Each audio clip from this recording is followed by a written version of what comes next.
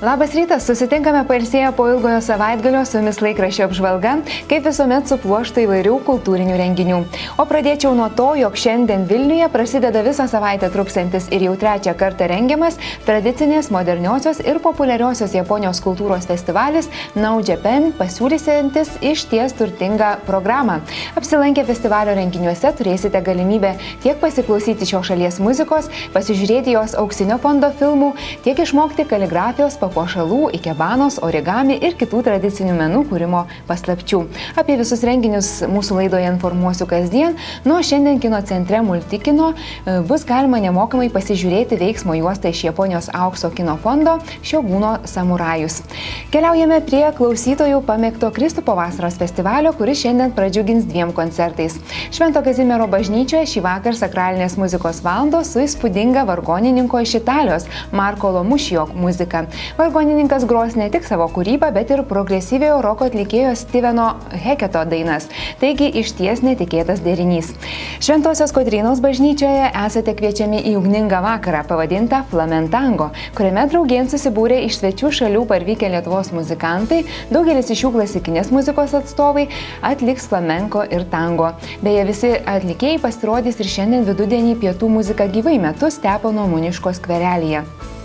Nu, ką dar galime aplankyti šį vakarą, kviečiu pasiklausyti iš karto po to, kai apžvelgsime šio ryto dienraščius. Savaitraštis Veidas šiandien nagrinėja Lietuvos taršos problematiką. Prieš 20 metį smarkiai kritus, o ekonominio pakilimo metais vėl pradėjusią kilti teršalų išmetimo kreivę sustabdė krizė. Tačiau aplinkosaugininkai prognozuoja, kad šis stabtelėjimas neilgam. Į didžiausių stacionarių oro taršos šaltinių Lietuvoje viršūnę be konkurencijos iškopusios energetikos ir pramonės įmonės. Tai Orlen Lietuva, Achema, Lietuvos elektrinė. Plačiau skaitykite publikacijoje Didžiausi Lietuvos teršėjai.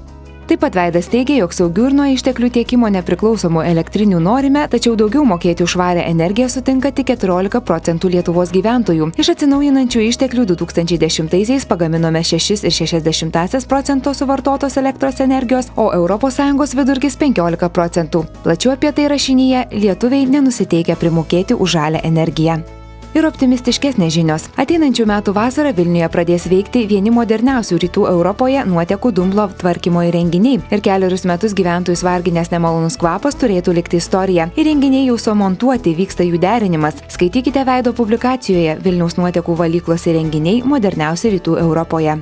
Kaip išsaugoti nuo naujų krizių juodai dienai pasidėtas santaupas, klausiama Respublikoje. Žinoma, pasaulyje dabar daug kalbama apie auksą, šveicarijos frankus ir įvairius kitus labai svarbius instrumentus, į kuriuos neva verta dėti savo pinigus. Tačiau manau, kad daugumai žmonių tie dalykai nėra aktualūs ir jie sprendžia pagal savo kasdienę kišenę, atsako finansų ministrė Ingrida Šimonytė. Štai ekonomistas Dmitrijus Smirnovas ir verslininkas Antanas Bosas aiškina, kad iš Jungtinių Amerikos valstijų atsiritusi nauja krizės banga gali viską pražudyti, o Lietuvos banko ekonomikos departamento direktorius Mindaugas Leika ir finansų ministrė Ingrida Šimonytė pavojų nemato. Taigi rašinys nuo krizės teks gelbėtis patiems.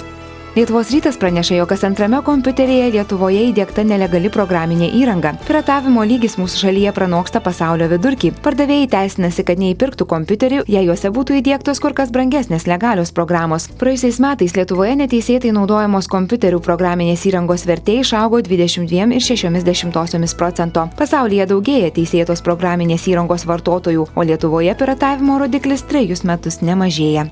Vilniaus diena pirmajame puslapyje klausia: privatus mokslas brangus, bet apsimoka. Sostinėje veikiančios privačios mokyklos vėl jaučia aktyvesnį tėvų susidomėjimą. Ekonominio sunkmečio laikotarpiu mokinių skaičius privačiose švietimo įstaigose mažėjo, tačiau dabar pamažu vėl kyla. Ir nors vaikų mokslas ir ugdymas čia plonina tėvų pinigines, jie tikina, kad investicija atsiperka su kaupu. Atiduodama atžalą į privačios švietimo įstaigos rankas, esą gali būti ramus dėl vaiko saugumo ir mokymosi rezultatų.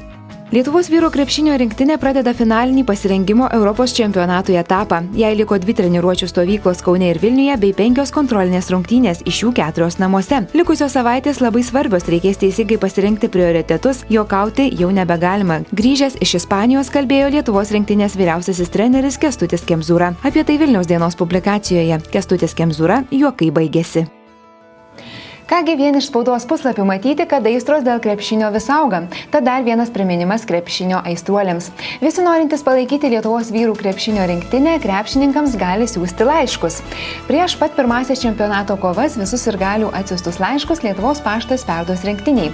Išties netikėta iniciatyva ir jei norite palaikyti mūsų žaidėjus, ką nors jiems palinkėti, laiškus galite siųsti specialiu adresu, kurį matote ekrane. Lietuvos krepšinio rinktiniai, krepšinio šalis, linkėjimų pašto dėžutė. Belieka neužmiršti ant voko užklijuoti pašto ženklą. O dabar dar truputėlis muzikos. Piano LT festivalis šiandien kviečia į koncertą Jazz Quartet Salzburg, kuriame Lietuvos džiazo atlikėjai Vytautas Labutis ir Eugenijus Kanevičius į kompaniją pasikvies jauniausios kartos austrų muzikantus, su kuriais jau debiutavo Austrijoje Salzburge. Renginys vyks koncertų salėje Piano LT. Nuo Vilniaus mokytojų namų kiemelyje esate kviečiami pasiklausyti teatro Atviras ratas 5 aktorių solo ansamblio.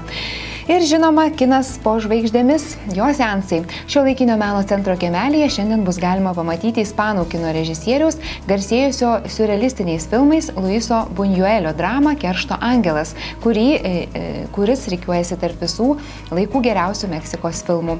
Štai toks gausus renginių antradienis, o vardadienį šiandien švenčia Rokas, Steponas, Putvydas, Alvita ir Jokimas. Sveikiname varduvininkus, puikios darbo savaitės pradžios ir teigiamų emocijų.